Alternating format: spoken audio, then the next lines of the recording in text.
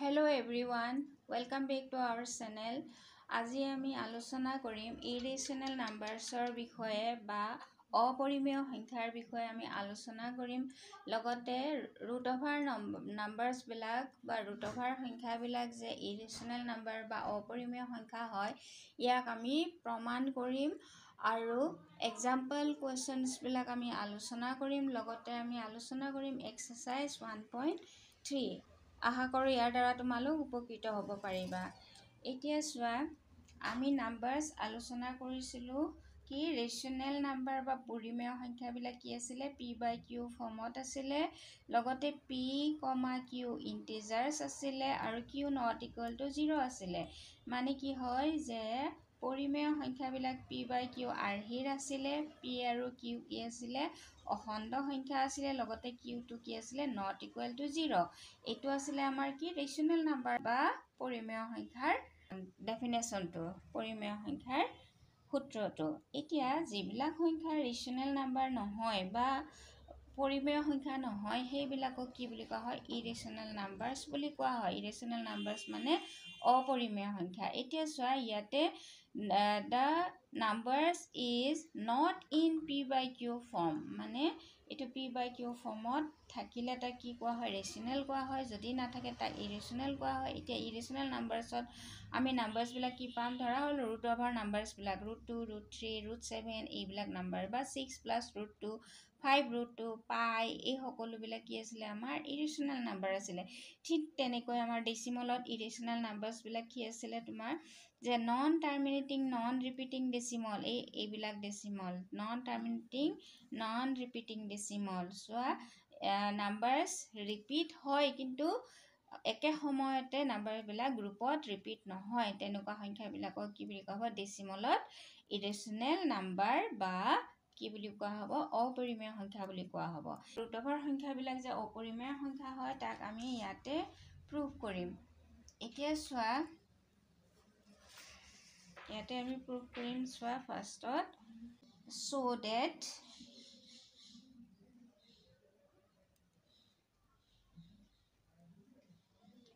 √2 is irrational আমি √2 টো কি irrational number বুলি show কৰিব লাগে বা দেখুৱাব লাগে। এতিয়া চোৱা ইয়াতে আমি কি কৰিম সলিউশন লিখিম ই পসিবল কাৰণ আমি অলৰেডি আমি জানো root over নাম্বাৰস বিলাক কি হয় irrational হয় গতিকে আমি কি লিখিব লাগিব if possible let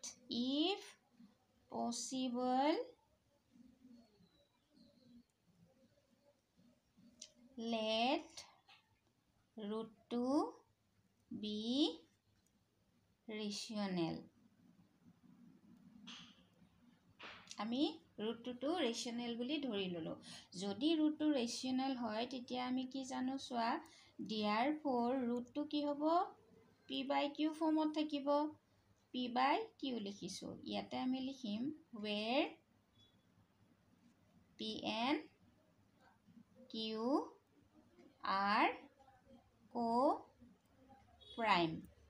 co-prime কিয় হয় they have no common factor other than 1 ইহঁতৰ 1ৰ বাহিৰে আন কোনো ফেক্টৰস নাথাকে। তো আমি এনেকৈ লিখি ললো। এতিয়া স্কোৱাৰিং বোথ সাইড দুয়োফালে আমি স্কোয়াৰ কৰিলে কি হয় চোৱা √2 square is equal to p/q square হ'ব। ঠিক তেনেকৈ চোৱা এই স্কোয়াৰ √2 স্কোয়াৰৰ লগত কেনসেল হয় 2 টো ফ্ৰী হৈ যাব লগতে ইফালে কি হৈ যাব p²/q² জাস্ট ক্ৰস মাল্টিপ্লাই কৰি দিয়া ইয়াতে কি পাবা p² ইয়াৰ তলত 1 থাকে 2/1 হয় একো নাম্বাৰ নাথাকিলে 1 থাকে সো p² 1 যা p² আৰু এটো কি হ'ব 2q²। এতিয়া চোৱা 2q² ৰ মাল্টিপল হৈ আছে মানে ইয়াক 2 ৰে ডিভাইজিবল হৈ আছে। ইয়াতে আমি লিখিম since 2q²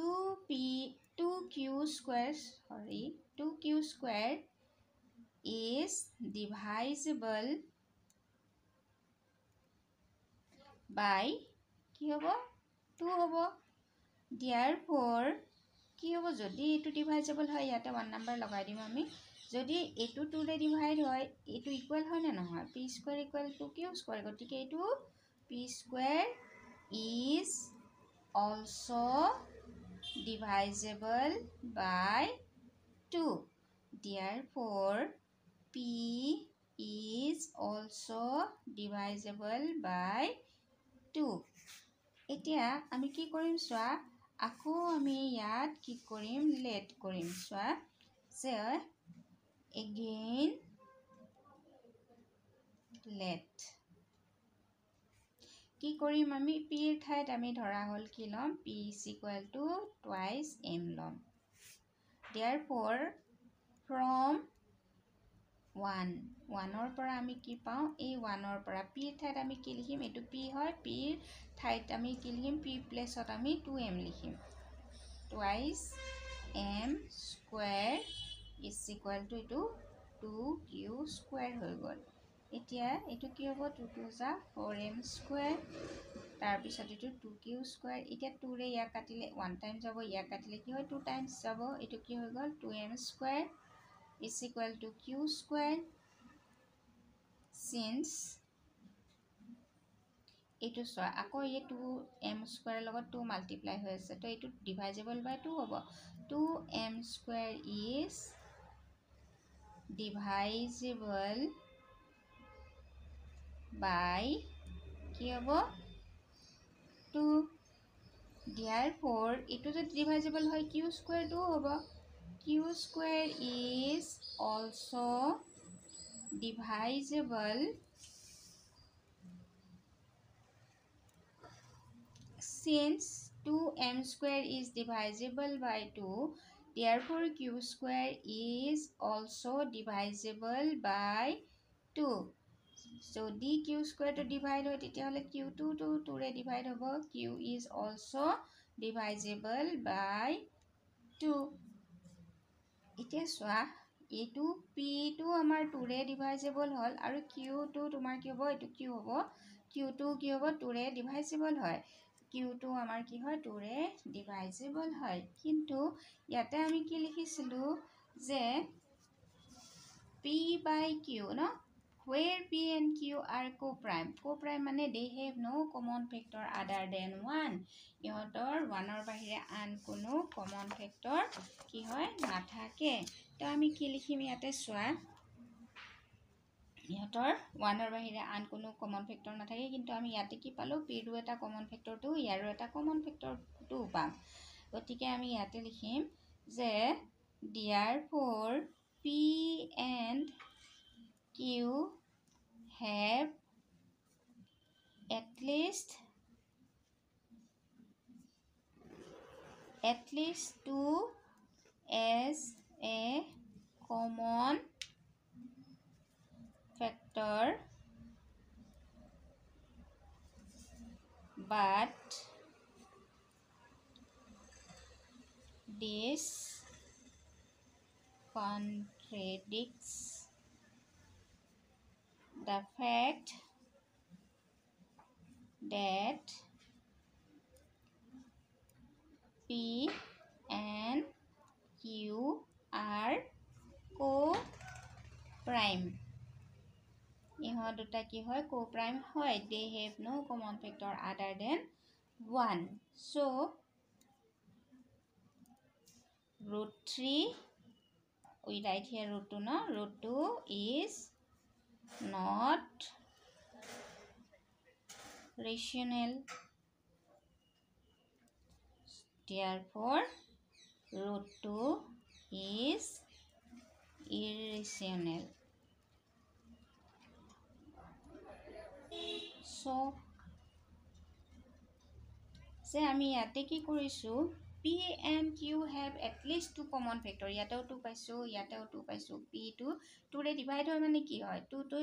yar factor hoy thik tenake q ru ki paisu eta factor paisu they have common factor 2 so here it is we already write here you see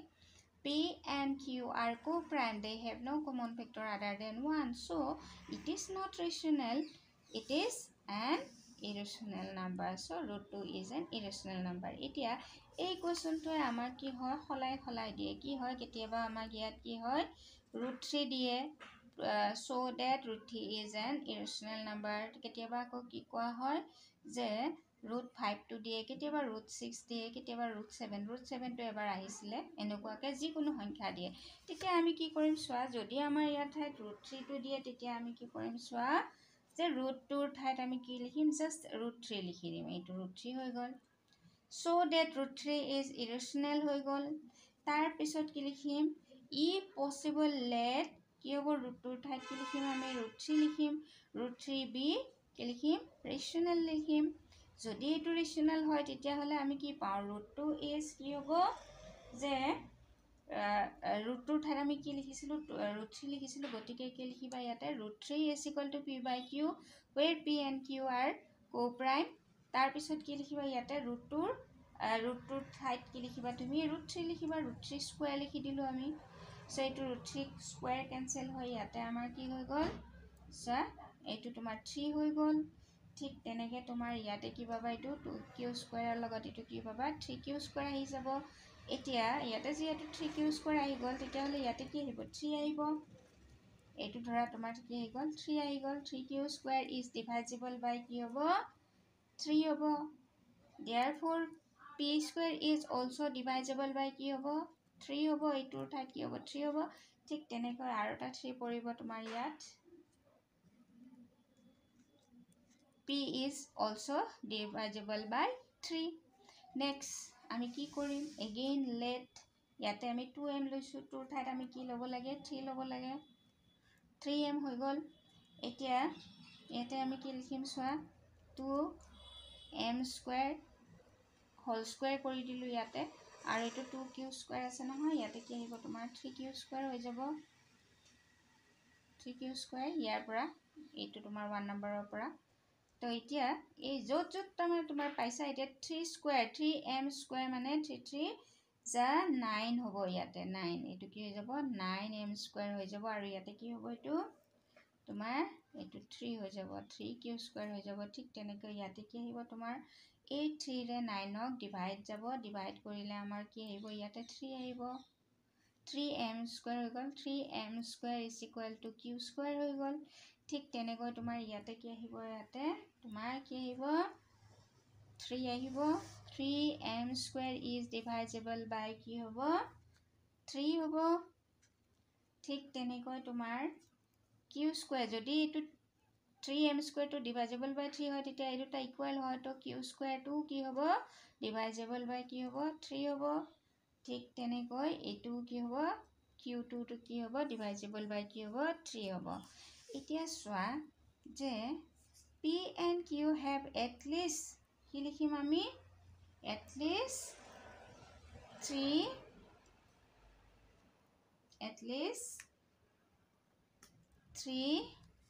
as a common factor but this contradicts that the fact that p and q are co-prime ihotuta co-prime are they have no common factor other than 1 but here it is 3 as a common factor ulai ase so ami ki pam je root 3 is not rational etia ki pam ami je root 3 is irrational etia jodi amak ইয়াতে কোৱেশ্যনত আকৌ যদি আমাক খুদে যে root 7 টো আমাৰ ই root 7 টোৰ কথা খুদিলে আমি কি কৰিম সোৱা ধৰা হল এবাৰ আমাক কি খুদিছে root 7 ৰ কথা খুদিছে এইটো root 7 is irrational এতিয়া কি কৰিবা আমি লিখিম if possible let root 7 be rational if it is rational then we write root 7 equal p by q তাৰ পিছত আকৌ আমি কি লিখিম এটো both squaring both side দুইফালে স্কয়াৰ কৰি দিলো ইয়াতেও স্কয়াৰ কৰি দিলো ইফালেও স্কয়াৰ কৰি দিলো এটো কি হৈ গল তোমাৰ যে স্কয়াৰ কৰোতে স্কয়াৰ ৰুট টো ক্যান্সেল হৈ গল স্কয়াৰৰ লগত আৰু এটো p স্কয়াৰ বাই q স্কয়াৰ হ'ব জাস্ট ক্ৰস মাল্টিপ্লাই কৰিলে এটো p স্কয়াৰ হৈ গল এটো 7q স্কয়াৰ হৈ গল ঠিক তেনেকৈ ইয়াতে যিমান 2 পাবা তাৰ ঠাই তুমি 7 এনেকে বহাই গৈ থাকিলে হ'ব বাকি লিখা বিলাক একেটা ষ্টেপতে লিখিব যাতে গোটেইকেইটা কোৱেশ্যন তোমালোকৰ লিখোঁতে কি হয় যাতে কনফিউজ নোহোৱা এটা সলিউশন প্ৰেক্টিছ কৰিলে বাকীবিলাক যাতে তোমালোকৰ ওলাই আহে এতিয়া টুৰ ঠাইত আমি কি লগাই গৈ আছোঁ অকল 7 লগাই গৈ আছোঁ চোৱা এয়া আকৌ 7 লগাইছোঁ ইয়াতে 7m ধৰিছোঁ p = 7m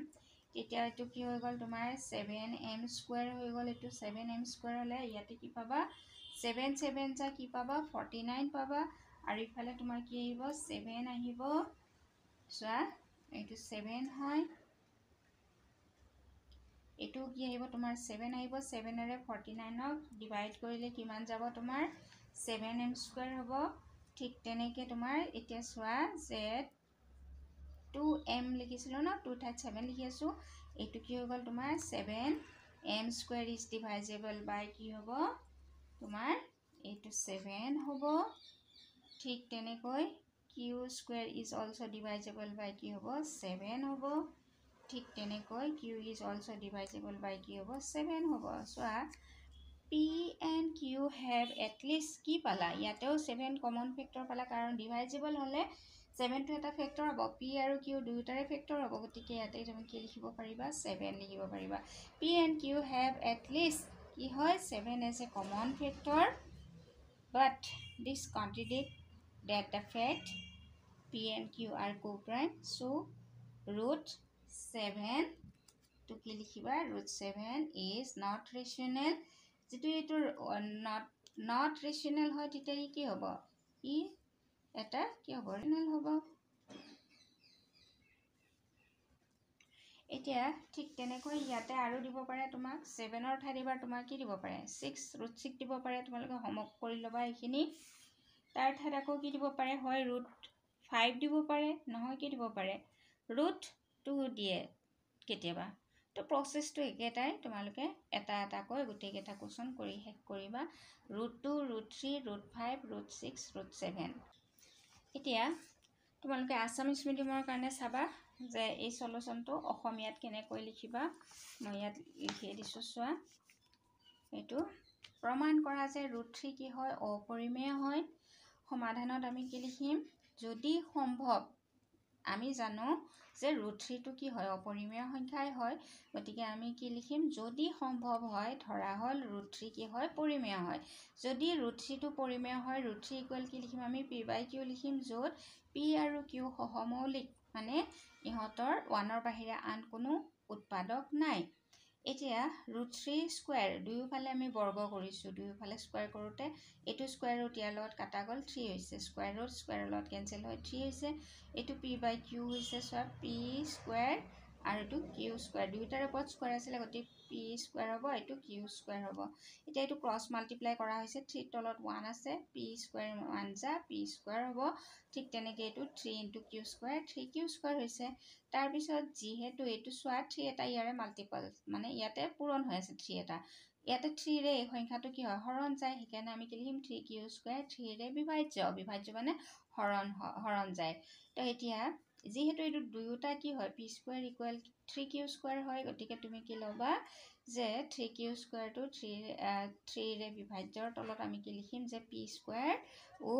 3 ৰে বিভাজ্য গতিকে কি হয় p² টো যদি হয় p টো কি হ'ব তোমাৰ 3 ৰে বিভাজ্য হ'ব এতিয়া ইয়াতে চোৱা আমি সাম যে আকৌ ধৰা হল p = 3m হয় এতিয়া 1ৰ পৰা 1 মানে এটো 1 হয় 1ৰ পৰা আমি কি পাইছো চোৱা 1ৰ পৰা 3m² কি পাম 3q² p ঠাইত মানে এটো p² আছিল ন p ঠাইত আমি কি লিখিম 3m লিখিম এটো যেটো স্কয়াৰ আছে সেইকাৰণে এটো স্কয়াৰ হয় আৰু এইটো হয় 3 3 কি হ'ল 3 3 * 9m² হ'ব আৰু এটো 3q² হয় এতিয়া 3 ৰে ইয়া কাটিলে 3 টাইমছ যাব 3 বাৰ যাব তো 3m² = q² হৈ গল ঠিক তেনেকৈ এটো কি হয় 3 এটা আছে না ইয়াতে তো এই 3 টো কি হয় 3 ৰে বিভাজ্য হয় 3 ৰে এটো হৰণ যাব এতিয়া চোৱা এই দুটা ইকুৱেল হয় যিহেতু গতিকে q² ও কি হ'ব q² ও 3 ৰে বিভাজ্য হয় এটা কি হ'ব কি হ'ব 3 ৰে বিভাজ্য হ'ব অৰ্থাৎ p আৰু q উভয়ৰে অন্তত এটা সাধাৰণ উৎপাদক 3 আছে অন্তত ইহঁতৰ কি হয় এটা সাধাৰণ উৎপাদক 3 এটা আছে কাৰণ আমি 3ৰে বিভাজ্য পাইছোঁ, এইটো Q2 3ৰে বিভাজ্য পাইছোঁ, ঠিক তেনেকৈ P2 কি পাইছোঁ 3ৰে বিভাজ্য, গতিকে 3 এটা কি হয় ইয়াৰ সাধাৰণ উৎপাদক হয়। এতিয়া চোৱা, কিন্তু P আৰু Q কি হয় সহমৌলিক, আমি ইয়াতে লিখিছিলোঁ এয়া সহমৌলিক, ইহঁতৰ একৰ বাহিৰে আন কোনো সাধাৰণ উৎপাদক নাথাকে, গতিকে √3টো কি হ'ব পৰিমেয় নহয়। যদি ই পৰিমেয় নহয় কি হ'ব, ই অপৰিমেয় হ'ব, এতেকে √3 অপৰিমেয়। এইটোৱে তোমালোকৰ প্ৰুফড হয়। এতিয়া এই কুৱেশ্যনটোৱে তোমালোকে স্ক্ৰীনশ্বট ল'বা, নহ'লে তোমালোকে ইয়াক প'ষ্ট কৰি ভিডিঅ'টো অলপ প'ষ্ট কৰি লিখি ল'বা। ভিডিঅ'টো যদি ভাল লাগিছে লাইক শ্বেয়াৰ আৰু কমেণ্ট কৰিবা। আগলৈ এনেবোৰ ভিডিঅ' পাই থাকিবলৈ মোৰ চেনেলটো ছাবস্ক্ৰাইব কৰিবা। বহুত বহুত ধন্যবাদ। তোমালোকৰ উজ্জ্বল ভৱিষ্যত কামনা কৰিলোঁ। Have a bright future ahead. Thank you so' much. আজিলৈ এৰিছোঁ।